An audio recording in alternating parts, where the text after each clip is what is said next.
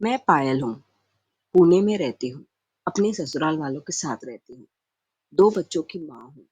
सारा दिन घर का काम करने के बाद खाली टाइम में वो वाली वीडियोस देखती हूँ। मुझे अच्छा लगता है। ये वीडियोस देखने की आदत मेरी बेस्ट फ्रेंड ने लगाई। उसने मुझे ये कहानियों का चस्का लगाया। इसके लिए मैं डेली देखती हूँ। आज भी मैं आपको एक मजेदार कहानी सुनाने जा रही हूँ। और हाँ, मुझे माफ करना, इतने दिनों से कोई कहानी नहीं आई। और पूरी वीडियो जरूर देखना, लाइक शेयर एंड सब्सक्राइब भी जरूर करना। मेरे पति मुझे बहुत प्यार करते हैं। उनका नाम सुनील है। उनमें बहुत हवस है। वो हर टाइम शेर के जैसे भूखे रहते हैं और शिकार करने को तैयार होते हैं। ऐसे मेरी जिंदगी में बहुत मजे हैं। मेरा एक 7 साल का बेटा है और एक 3 साल की बेटी है।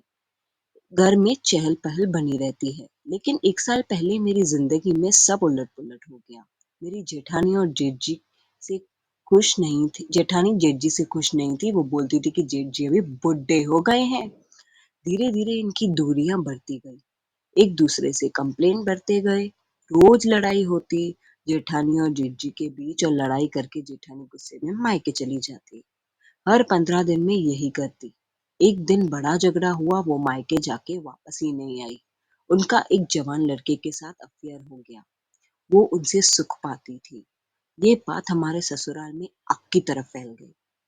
जेठ जी ने भी गुस्से में बोला, वो साली उधर मजे ले रही है। ससुराल में हंगामा मच गया। सास ससुर भी गुस्से में आ गए। जेठानी जी को जान से मारने की धमकी देने लगी। सब आस पड़ोस वालों मजाक उड़ा रहे थे। जेठ जी भी गुस्से में आके जेठानी के मायके चले गए। फिर वहां जाकर जेठानी जी की खूबसूरती देखकर पिघल गए। वहां जाकर बोले, जो भी तूने राहुल के साथ अफेयर किया, चल तुझे माफ करता हूँ। अभी घर चल, अभी कोई बदनामी मत कर। वो बड़ी महफिल में चिल्ला कर बोली, मुझे राहुल का हथियार पसंद है। अभी तुम्हारे साथ मजा नहीं आता है, तुम बुढ़े हो गए हो। जेठ जी को और गुस्सा आया, जो गुस्से में घर आए और रूम में खुद को बंद कर दिया। पूरी रात खूब शराब पी। सुबह भी दरवाजा नहीं खोला। फिर शाम को मैं सुनील जी के साथ घूमने जाने वाली थी तो रेडी होकर किचन में काम कर रही थी। खड़ी थी तभी ही जेठ जी आए। कुछ किचन में से कुछ सामान लेने के लिए नशे में थे। मुझे साड़ी में देखकर उनको जेठानी जी की याद आई। मुझे उन्होंने पीछे से पकड़ लिया और चुम्मा करने लगे। मैं अचानक से डर गई। उन्होंने मेरे पल्लू में मेरे मुंह में डाल दिया, जिससे कोई आवाज नहीं आए। जबरदस्ती मुझे कमरे में ले गए। बालों से खींचकर घर पर सिर्फ मम्मी जी थी।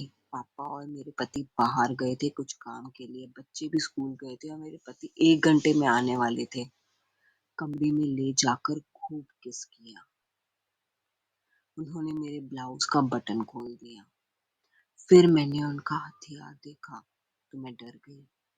खूब चिल्लाने की कोशिश की पर पल्लू के वजह से आवाज नहीं आ रही थी। फिर वो सब हो गया जो होता है। पर सच्ची में मजा आया, बहुत मजा आया। जेठ जी बुड्ढे तो नहीं हुए हैं। मुझे उनके साथ खूब मजा आया। जेठानी जी भी वापस आ गई। राहुल का एक्सीडेंट से मौत हो गई। जेठ जी ने भी उन्हें माफ कर दिया, पर ये सब चीजें जेठानी को नहीं पता थी। कहानी अच्छी लगी तो लाइक शेयर एंड सब्सक्राइब जरूर करना।